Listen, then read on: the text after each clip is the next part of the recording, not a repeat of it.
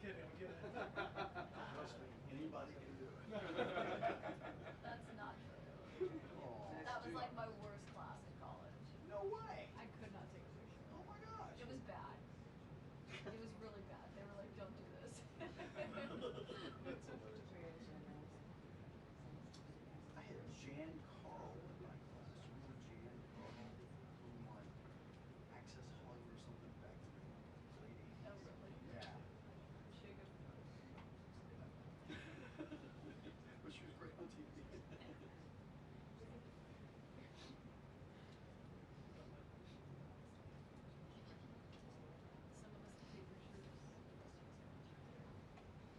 I think it's the other way around.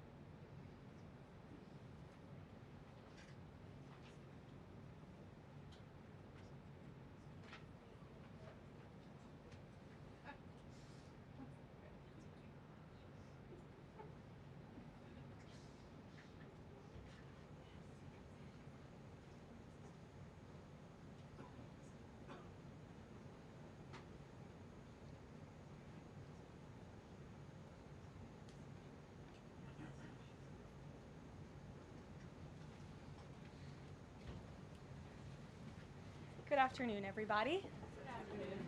I brought a very special guest with me today, as you can see, Secretary McMahon. So I will begin my remarks. She's going to speak, and then we'll take some questions. She'll take questions, and I'll take questions from you as well.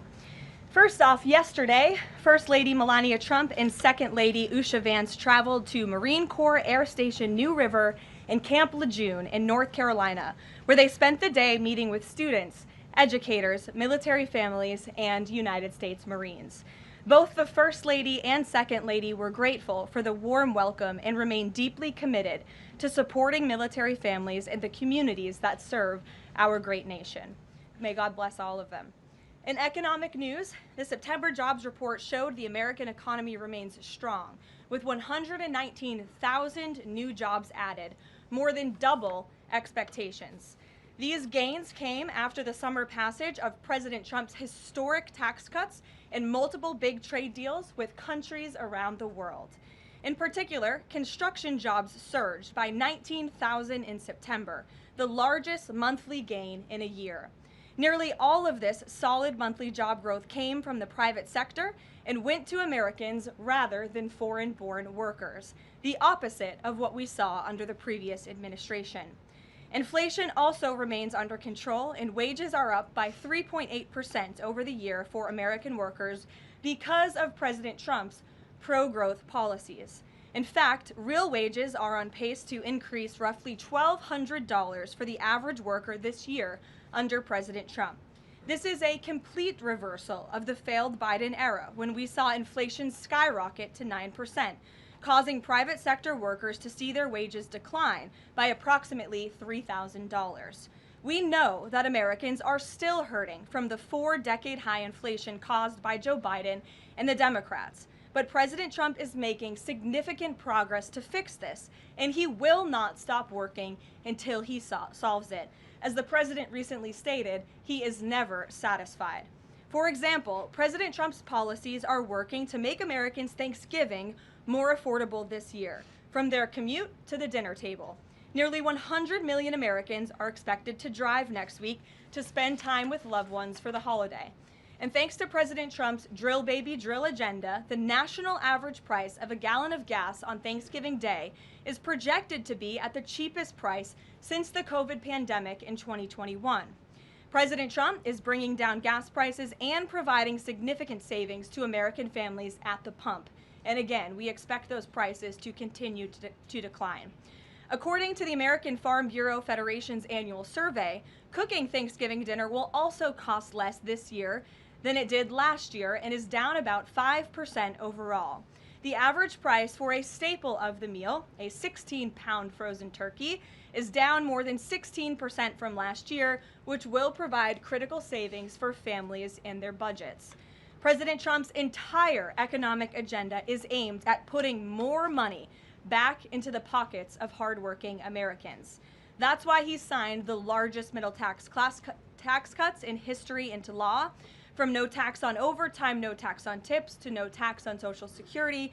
And according to a new study from Piper Sandler, which is out this week, tax filers can expect an extra $1,000 bump to their tax refund next year, and what could be a record-breaking tax refund season. So there is more good news to come. We know these refunds will make a huge difference for Americans to help pay down their bills and use towards life's expenses. In other news this week, President Trump took a significant step toward delivering on a core campaign promise to finally close the Department of Education. To shrink the bloated federal bureaucracy, the Department of Education just entered into new interagency agreements with 4 agencies: the Departments of Labor, Interior, Health and Human Services, and State. These agencies will now ensure the delivery of legally required programs while also refocusing them to better serve students. This common sense action brings the Trump administration much closer to finally returning education where it belongs, at the state and local level, not in Washington, D.C. The Democrats' reckless 43-day government shutdown did manage to do one valuable thing. It proved that America does not need a federal Department of Education. During the longest shutdown in history, the Department of Education furloughed 90% of its staff, and America's education system was not impacted whatsoever. Schools stayed fully open across the country. Students attended class and received normal in-person instruction, and our wonderful teachers received their paychecks uninterrupted. The Democrats' government shutdown made it painfully obvious that American families do not need the Department of Education. Since its creation in 1979 during the Carter administration, the Department of Ed has spent over $3 trillion taxpayer dollars without improving student achievement. Despite pure pupil spending having increased by more than 245% since the 1970s, math and reading scores are down in public schools. In fact, the most recent Nation's Report Card from 2024 showed that 13-year-olds' math scores are the lowest they've been in decades, and their reading scores are the lowest since testing began more than 30 years ago. It's clear that throwing more money at a broken system does not work, and that's why President Trump appointed the amazing leader behind me, our Secretary of Education, Linda McMahon, who is making these monumental changes at the direction of the president. We're very grateful to have you here today to talk about these changes and then take some questions. Hopefully folks in this room will have some questions on the very important topic of education. So please, Mrs. Secretary. Thank you. Thank you very much, Caroline. It's really a pleasure to be here with you today, and thank all of you for being here as well. My purpose here is to speak directly to the American families, not just you, but to the American families, about the work this administration is doing in education to reverse our national decline with a hard reset of our educational system. That reset was a top campaign promise from President Trump to send education back to the states and end Washington's micromanagement of education once and for all. This week we took the most decisive steps thus far to make good on this promise to you. We have linked 6 groundbreaking partnerships with other federal agencies to delegate education department programs that are redundant with existing programs at Labor, State, Interior, and HHS. These interagency agreements to cut our own bureaucratic bloat are a key step in our efforts to shift educational authority from Washington, D.C. to your state education agency, your local superintendent, your local school board, entities that are accountable to you, and we encourage parents to always be involved. Cutting federal bureaucracy is never a popular move among D.C. insiders. A chorus of anti-Trump voices have come out of the woodwork to complain that we are defunding education, harming students, or acting without a plan. This could not be further from the truth. The majority of Americans across the country handed to President Trump the popular vote precisely because they have seen the brokenness of a top-down education system run by the federal government. They're painfully aware that only 3 out of 10 students can read proficiently at their grade level. They know that college students are collectively $1.7 trillion in debt, and less than half of college graduates get a job that actually uses the degree which they studied so hard to get. They see more teachers than ever before leaving the profession due to burnout, overregulation, and lack of autonomy in the classroom. Anti-Trump voices are stirring up fear that returning education to the states is a draconian action.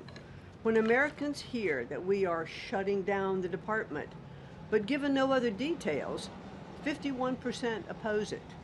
But when those same Americans are informed of our plans to preserve important elements of our work in other federal agencies and to maintain the K-12 funding that is distributed to the states, that number flips to an even greater majority at 56%. And they support returning education to the states and breaking up the bureaucracy. That's because the Department of Education is a pass-through entity. It doesn't educate a single student. The money it sends to states for education can be sent directly without waste. The Democrats' government shutdown proved that without a doubt, and I'll reiterate what you said, that the Department of Education was not necessary during the shutdown. Now, this is what I've seen already on my 50-state tour that I've embarked on. Educators are innovating in their schools. States are customizing their budgets and standards, and post-secondary institutions are planning for the economy of the future. But we're not leading them. They are informing us. That's why our final mission as a department is to fully empower states to carry the torch of our educational renaissance. Education is local. It should be overseen locally by those who best know local needs. We're not ending federal support for education. We are ending federal micromanagement and paving the way for education renewal through state reforms like school choice, the science of reading, and restoring the right priorities in higher education. President Trump promised to send education back to the states, and we're keeping that promise. America's next generation will look back on the work we've carried out, thankful for an education system that prioritizes students over bureaucracy. Thank you. Well, thank you very much, Madam Secretary, and we'll take some questions for the Secretary if you have them. Elizabeth, why don't you start? Thank you for joining us. You announced the partnership to move some functions of the Education Department to other agencies. Are you talking to members of Congress about codifying this so that it lasts beyond the administration? Yes, we started our conversation, and thanks very much for asking that, because there have been some reports that Congress is in the dark on this. That's clearly not true. We've been talking to, I've talked to dozens of members of Congress to explain to them exactly what we're doing, to bring them up to speed, and to say to them, look, when we have completed some of these transfers that are working incredibly well, then we will be looking to Congress to codify those, make them permanent. Brian. Thank you. Secretary McMahon, what is the update on the negotiations with Harvard? I know the President has publicly pointed to you as somebody who's worked on that. I think you've talked about that at length, but I'd like to understand, where are things with those negotiations with Harvard this time? They're ongoing negotiations, and I feel very comfortable that we are getting close to having those negotiations finalized. It's been open door conversation all along. Deanna? Hello, Mrs. Secretary. The President recently posted about establishing a federal standard for AI. Do you know if the administration has a view on the use of AI for students in schools? And Karoline, do you know if the President personally uses AI? I don't think so. You can handle that I've never one. witnessed it, so I can't attest to that. Well, I do think AI is going to need guardrails, but I have witnessed AI firsthand. I was at the Alpha School in Austin, Texas, and the first 2 hours of every day in that school, students are learning through AI. They have their headsets on, they're in front of their screens, and the AI is really acting as like an individual tutor for those students, allowing those students that can progress faster to do that. Those who need a little catch-up, it refeeds information to them. And so after those 2 hours of learning, the basics of what they're doing in their curriculum that day, then they spend the rest of the day, they have good recess and all of that time, but then they spend the rest of the day in what are called life skills, and they're actually using the information that they've learned this morning. So I've seen some AI in action that is really proving quite beneficial. Michael. Thank you, Caroline. Secretary McMahon, as the Education Department continues to pare down, can you talk about taxpayer services like charter school grants and how the department will continue to assist kids with special needs? Well, we are going to make sure that there's no interruption in getting that grant money out the door.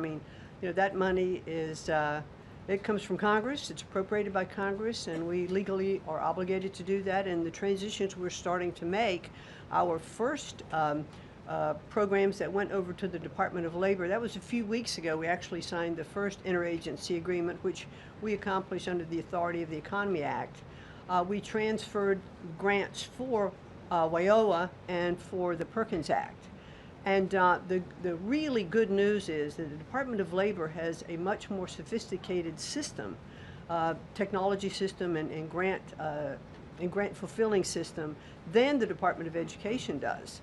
As a matter of fact, our executive manager that went over with that group over to Labor said he would compare what the labor system is to education's like held together by bubble gum that is not connected to any other part. So we were able to get those grants out the door more smoothly, and states have actually better access for those systems than they do at the Department of Education. So that's a real bonus. Take a couple more. Carrie, go ahead.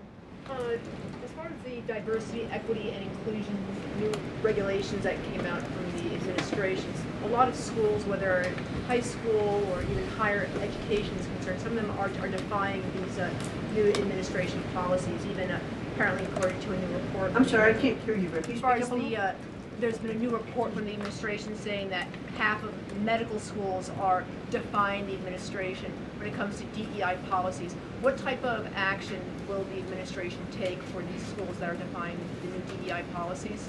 Well, certainly the President has been very clear, and the Department of Education has taken measures to make sure that as schools are developing, their policies, or if they have open DEI offices, they're closed, or DEI regulations and rules are stripped, from their programs, and so that will continue. Great. We'll take one more. Go ahead. Thank you, Karoline. Secretary McMahon, my question is, since you said 3 out of 10 students are literate with regard to their reading capacity, would now the states help to improve those numbers since you have gone back to the states? Well, what we are finding, that the states that are making great progress, it's through their own innovation. It's not coming from the Department of Education. I think the Department of Education is really misunderstood about what our function is. We don't teach one student. We have nothing to do with the curriculum that are in any states. We are a pass-through pathway from money that's appropriated by Congress to get, to the states. But what we have seen in those states that have taken that initiative, and they are embracing the science of reading and returning that into their school programs. Louisiana has done it. Mississippi, they call it the Mississippi Miracle, because they were like, I think, bottom or next to last in reading proficiency in Mississippi, and now they're like middle of the pack, which has been a really big jump. Florida has, Iowa has, Tennessee. So, but these are innovations that are done at the state level. This is not anything we're dictating, and that's why I'm saying returning education to the states where they really are already leading in their education endeavors, and 90% of their budget they provide. The federal government only provides 8 to 10% of the budget for education, so let's make sure that that grant money that's coming from the federal government is getting in their hands as efficiently as possible and getting to students.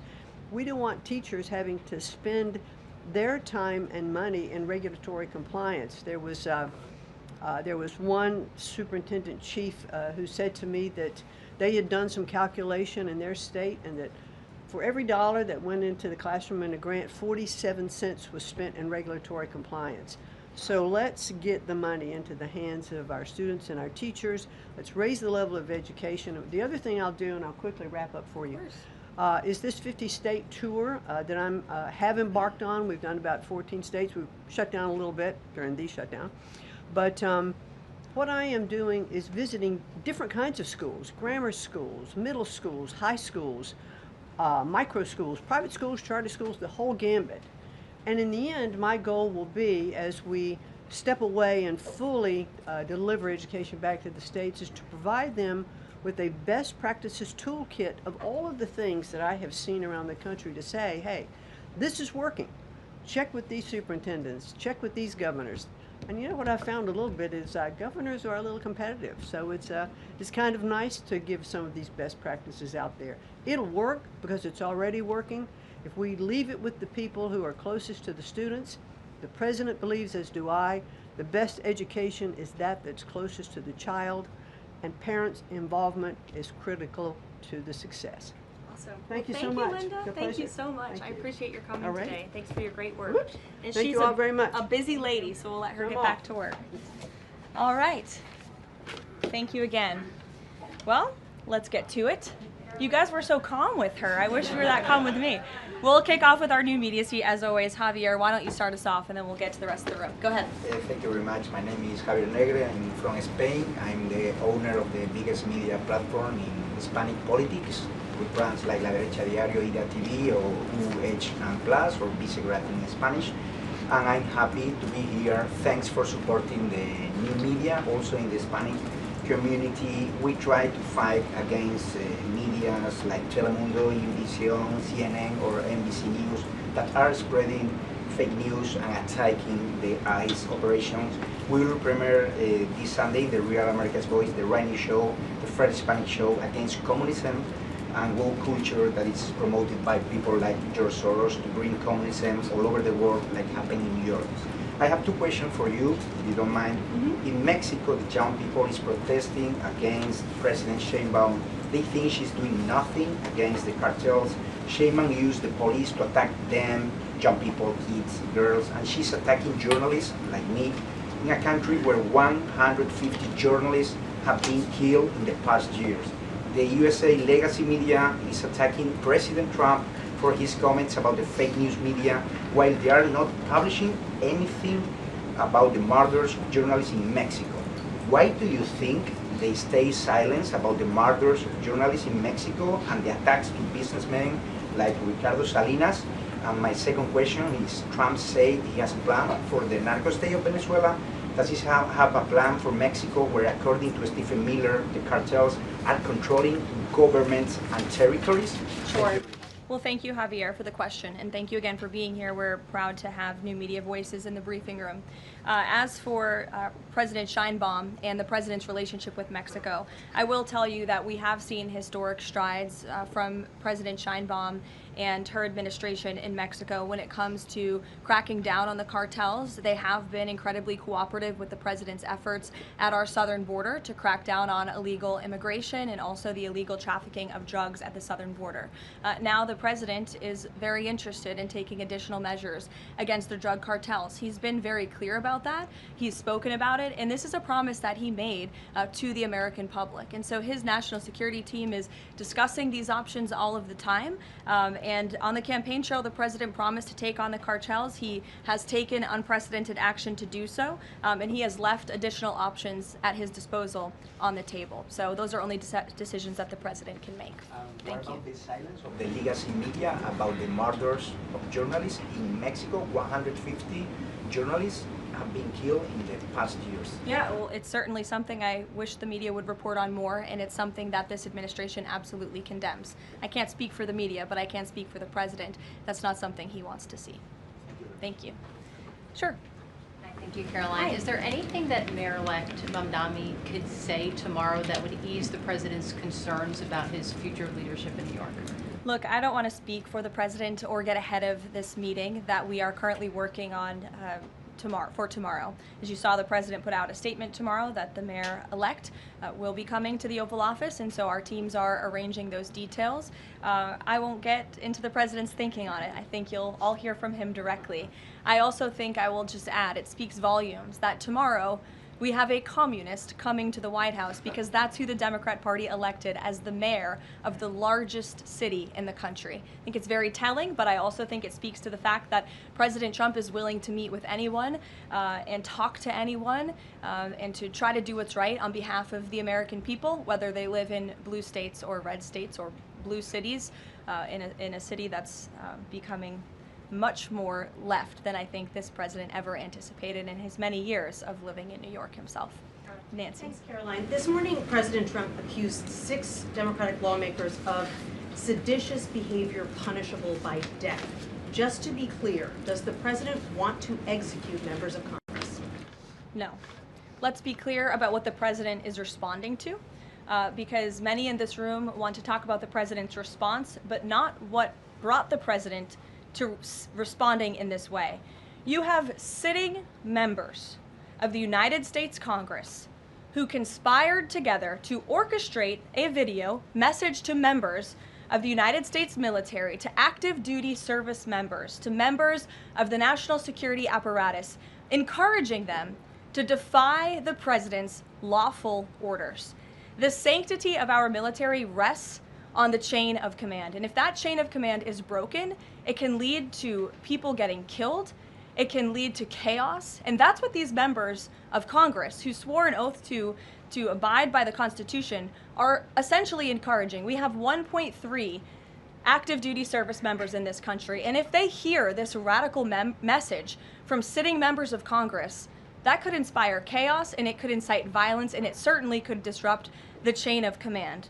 These 3 members of Congress, I will also add, knew exactly what they were doing. You look at Alyssa Slotkin. She's a former member of the CIA. Mark Kelly was a captain in the U.S. Navy. Maggie Goodlander was a naval officer, and notably, she is also the wife of Joe Biden's national security former advisor, Jake Sullivan. And so these members knew what they were doing. They were leading into their credentials as former members of our military, as veterans, as former members of the national security apparatus to signal to people serving under this commander-in-chief, Donald Trump, that you can defy him and you can betray your oath of office. That is a very, very dangerous message, and it perhaps is punishable by law. I'm not a lawyer. I'll leave that to the Department of Justice and the Department of War to decide. But the president has Chris, go frequently, ahead. but Caroline, can I just follow up? The president and the vice president, for that matter, have accused the other side of encouraging political violence. Isn't that exactly what the president is doing when he says that members of Congress should be killed? Why aren't you talking about what these members of Congress are doing to encourage and incite violence? They are literally saying to 1.3 million active duty service members not to defy the chain of command, not to follow lawful orders. Actually, Every they said single you can refuse an illegal order, which But is they in are, uniform but with they're military suggesting, Nancy, that the president has given illegal orders, which he has not. Every single order that is given to this United States military by this commander-in-chief and through this chain of command, through the Secretary of War, is lawful. And the courts have proven that. This administration has an unparalleled record at the Supreme Court because we are following the laws. We don't defy court orders. We do things by the books. And to suggest and encourage that active duty service members defy the chain of command is a very dangerous thing for sitting members of Congress to do. And they should be held accountable, and that's what the president wants to see. Phil. Thank you. Ambassador Mike Huckabee had a meeting with Jonathan Pollard, a former U.S. citizen who was convicted and spent 3 decades in jail for selling state secrets to Israel. Did the White House know that that meeting was going to happen? Does the administration condone it? The White House was not aware of that meeting, but the president stands by our ambassador, Mike Huckabee, and all that he's doing for the United States and Israel. You said that the president was going to do what was right for U.S. citizens, regardless of whether they lived in blue or red states. I'm curious if there's any chance in tomorrow's meeting with Mayor-elect Mamdani that he will be able to convince the president to abandon that promise to cut off federal funding to New York City. Look, Phil, we'll see how the meeting goes tomorrow, and I'll let the president speak for himself. Natalie. Thank you, Caroline. What did the president mean when he called reporter piggy? Look, the president is very frank and honest with everyone in this room. You've all seen it yourself. You've all experienced it yourselves, and I think it's one of the many reasons that the American people reelected this president, because of his frankness. And he calls out fake news when he sees it. He gets frustrated with reporters when you lie about him, when you spread fake news about him and his administration. But he also is the most transparent president in history, and he gives all of you in this room, as you all know, unprecedented access. You are in the Oval Office almost every day asking the president questions. And so I think the president being frank and open and honest to your faces rather than hiding behind your backs is frankly a lot more respectful than what you saw in the last administration, where you had a president who lied to your face and then didn't speak to you for weeks and hid upstairs and didn't take your questions. So I think everyone in this room should appreciate the frankness and the openness that you get from President Trump on a near daily basis. And Go ahead. As a follow-up, Yes. The Washington Post just Go reported that the Coast Guard has I'm stopped calling on considering- Bloomberg. Go ahead. Caroline, Thank you. thank you. 2 questions for you. The New York Times is reporting that the administration is now sending a U.S. official to the G20. They are sending Mark Dillard. Can you confirm if that is true, and then also explain the shift in? I'd be happy to explain, because there is not a shift. The United States is not participating in official talks at the G20 in South Africa. I saw the South African president running his mouth a little bit against the United States and the president of the United States earlier today, and that language is not appreciated by the president or his team. The ambassador or the representative of the embassy in South Africa is simply there to recognize that the United States will be the host of the G20. They are receiving that send-off at the end of the event. They are not there to participate in official talks, despite what the South African president is falsely claiming. On Ukraine, there have been reports that President Zelensky said, he's looking to look at the plan, that there's been reports about the Trump administration proposing a plan. Can you just give an update on where Russia-Ukraine stands, and does the president plan to speak with Zelensky anytime soon, or when can you expect that? So I'm happy to provide an update. I've seen quite a bit of reporting on the latest with Russia-Ukraine, so let me clarify and give you guys the truth on where it currently stands. President Trump has made it very clear since day one and even on the campaign trail that he wants to see this war come to an end. He has grown increasingly frustrated with both sides of this war, Russia and Ukraine alike, for their refusal to commit to a peace agreement. But nevertheless, the president and his national security team are steadfast in seeing this war come to an end, to end the killing and deliver on the president's promise. Special Envoy Witkoff, Marco Rubio, have been working on a plan quietly for about the last month. They've been engaging with both sides, Russia and Ukraine, equally to understand what these countries would commit to in order to see a lasting and durable peace. That's how you get to a peace negotiation, right? That's how it worked with Israel, with respect to Israel and Gaza and all of the Arab countries in the Middle East. That's how we accomplished that historic agreement, which the UN, by the way, voted to commit to and accept this week, which was a huge monumental moment. So they have been engaged with both sides, and these talks are continuing. As always, I'm not going to litigate the details of this plan as it's ongoing and it's in flux, but the president supports this plan. It's a good plan for both Russia and Ukraine, and we believe that it should be acceptable to both sides, and we're working very hard to get it done. And I'll also add, I know Secretary Driscoll did meet with President Zelensky today. We spoke with him. He was very optimistic following that meeting. And so again, we are having good conversations with both sides with respect to ending this war. Sure, go ahead. On Ukraine, you said this is a good plan. So according to our sources, this proposal demands major concessions from Ukraine and doesn't demand much from Russia. So was Russia involved in drafting Your this? understanding is wrong. Have you read the full plan? You haven't. Sources says. Yes. So if you can give details, maybe. You've read reporting from one side of the war, and so I want you to understand that the administration has talked equally with both sides. You have seen President Trump engage directly with both President Putin and President Zelensky. Likewise, his national security team has as well. In fact, Special Envoy Witkoff and Secretary Rubio met with some of the Ukrainians just in the past week to discuss this very plan. And so just like you saw with respect to Israel and Gaza, we are hearing out both sides of this war to understand what can you commit to end the war. And that's ultimately how we are going to get to an agreeable solution. That's what the president has directed of his team. I know there's a lot of criticism out there and a lot of doubters, but I would just remind you of the historic success that this president and his team accomplished in the Middle East. We believe that is possible with Russia and Ukraine, and we're hoping and working very hard to achieve that. Stephen.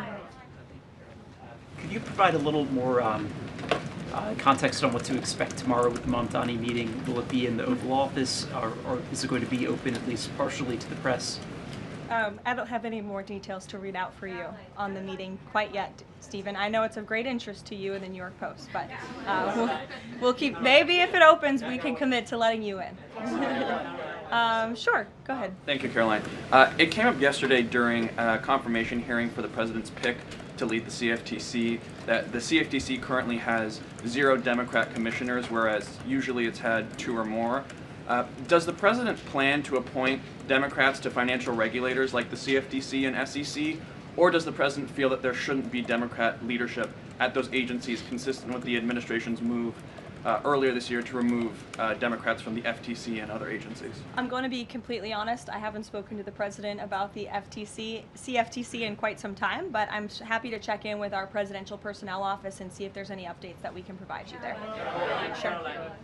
Thank you, Caroline. Last week on Fox News, President Trump said that we've had a lot of problems with the French. How would you describe the current relationship between France and the U.S.? Look, the relationship remains very strong. President Trump speaks quite frequently with Emmanuel Macron. I think they have a good working relationship. But the president is not shy to point out when he has disagreements with world leaders as well. And he's done that with respect to Mr. Macron as well. Deanna, go ahead. Caroline, there are reports that Qatar is acting as a mediator in the Ukraine peace process. Can you confirm that, and why did the president choose that country? I'm not going to get into further details other than what I previously shared, which I think was quite a bit of information. Brian? Thank you, Caroline. 2 questions. We were talking about 4 earlier in this briefing about the president's orders. You were going back and forth about what the ad said and what it didn't say. My first question is the ad, the advertisement that the Senate Democrats were featured in. So the first question is, no matter what the order is, it could be to any administration official, military or otherwise, no matter if legal experts might think it's illegal. Does the president expect those cabinet members, administrative officials to go ahead with those orders regardless of any outside thinking or experts? The president expects his cabinet officials and the administration to follow the law and to demand accountability and hold people accountable for their dangerous rhetoric. And I would just add that if this were Republican members of Congress who were encouraging members of the military and members of our United States government to defy orders from the president and from the chain of command, this entire room would be up in arms. But instead, it is the other way around, and I think that's quite telling. I'm going to let you all go because the president, excuse me, I appreciate the encouragement this morning, but this afternoon. But President Trump is about to meet in minutes with Israeli hostages who this administration freed, and so I'm going to go up to that meeting, and you will hear more about that later. Thank you. Misquoted Democrats in that video. That's actually not what they said.